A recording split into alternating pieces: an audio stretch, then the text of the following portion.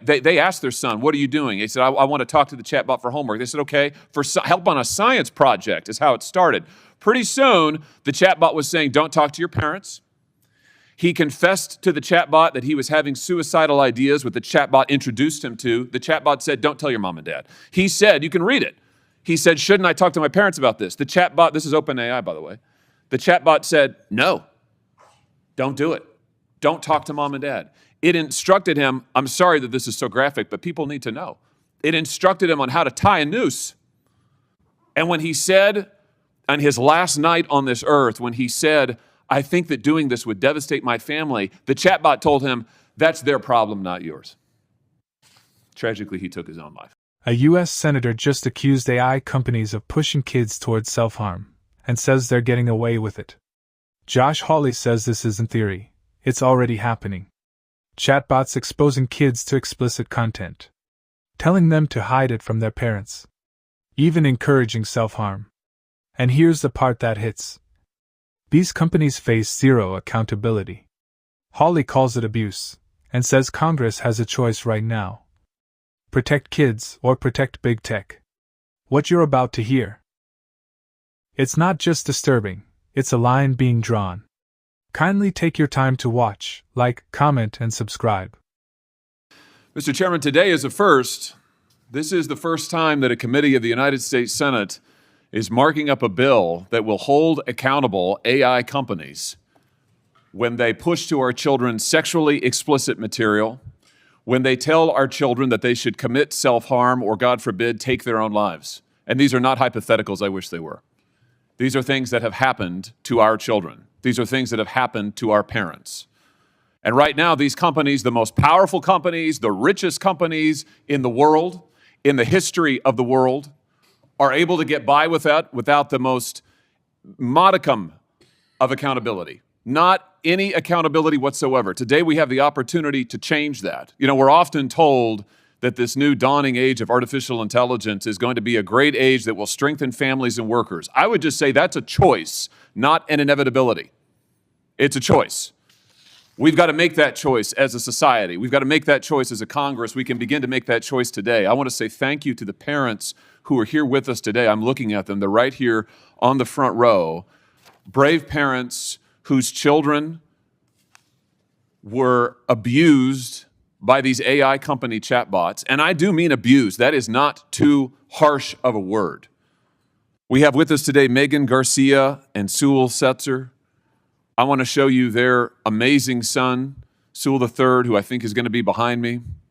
Sewell's just an incredible, incredible kid. If you listen to Megan and Sewell Jr., they will tell you. You know, Sewell had a chatbot engage with him, expose him to sexually explicit material, something that no teenager should be exposed to without their parents' knowledge, certainly. Expose him to that material over a period of time, introduce him to the concept of self-harm, and then urge him to take his own life.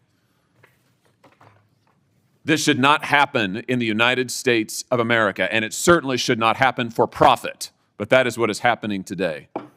Mandy Furness is here with us today. This is her son, LJ, an incredible kid.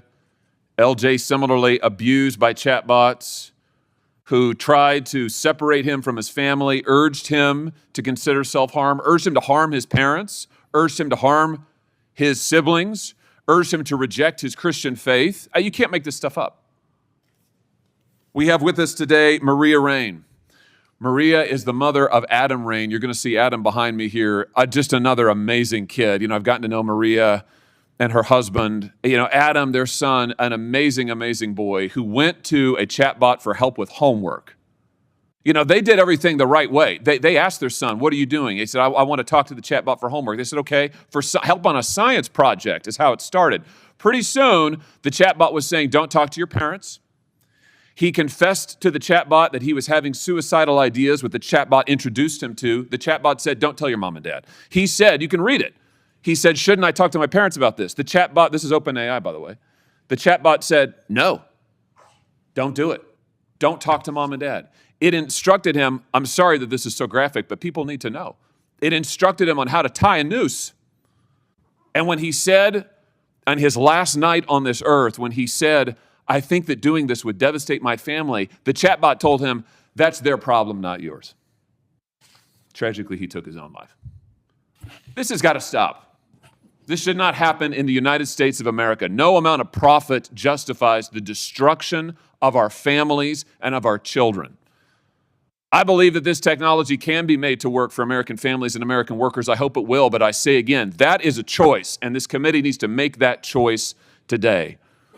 I want to thank all of the co-sponsors on this bill, beginning with Senator Blumenthal, who has been, as always, an amazing partner, amazing to work with, who has been a vigorous advocate for families and for children. I want to thank Senator Britt. In many ways, this bill started with a conversation Senator Britt and I had when Katie said to me after a hearing on this subject, she said, why can't we ever do anything this is my paraphrase, she's a nicer person than I am, but this is a gist of it. Why can't we ever do anything to protect kids? And I said, you're right. She said, we need to do something that's common sense, just common sense to protect kids. And that's what this bill is. It is a common sense, targeted, tailored effort to protect our kids and to protect our families. Thank you, Senator Britt, for being such a leader. I want to thank all of our other co-sponsors who have been with us from the beginning. Senator Lee, Senator Welch, Senator Blackburn, who's been tireless advocate, Senator Blackburn has, for children online. Senator Whitehouse, Senator Durbin. Senator Durbin is another just a tremendous advocate and tremendous partner, not just on this bill, but on so many protecting children. I want to thank the chairman for his support. And I want to end where I began by thanking the parents. Thank you for your courage. It's not easy to stand up to the most powerful corporations in the world, but you've done it. And they haven't made it easy on you, but you haven't given an inch.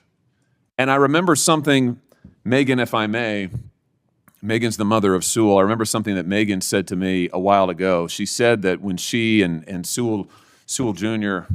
first saw their son, they just knew that he would change the world. And I just want to say to you parents, your children are changing the world. They are. That's why we're here today. We're here because of them and them alone. It's not anybody's voice up here. It's your voice. I want to say thank you for what you're doing. I want to say thanks to the committee, to the chairman for marking this up. I look forward to advancing this bill. Thank you, Mr. Chairman.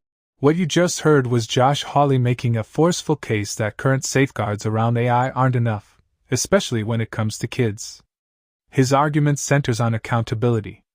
He's pointing to real-world cases where chatbot interactions allegedly exposed minors to harmful content, discouraged them from talking to parents, and in extreme situations, intersected with self-harm discussions. Whether every detail is universally agreed upon or still under scrutiny, the broader concern he's raising is gaining traction. What responsibility should AI companies have when their systems interact directly with vulnerable users? Hawley's framing is deliberate. He shifts the debate from innovation versus regulation to profits versus protection.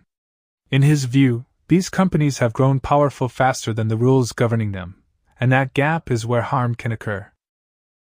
The bill he's pushing aims to change that by creating legal consequences if companies fail to protect minors from harmful outputs. But here's the bigger picture. This isn't just about one senator or one bill. It's about a larger, ongoing debate. How much control should AI companies have over what their systems say? Where does responsibility fall when harm is linked to AI interaction? And how do you protect users, especially kids, without shutting down innovation? Those questions don't have simple answers, and that's why this issue is escalating fast in Congress. What this clip shows clearly is that lawmakers are starting to move from concern to action. If you want more breakdowns that cut through the noise and show what's really happening behind these debates, hit like and subscribe so you don't miss the next one.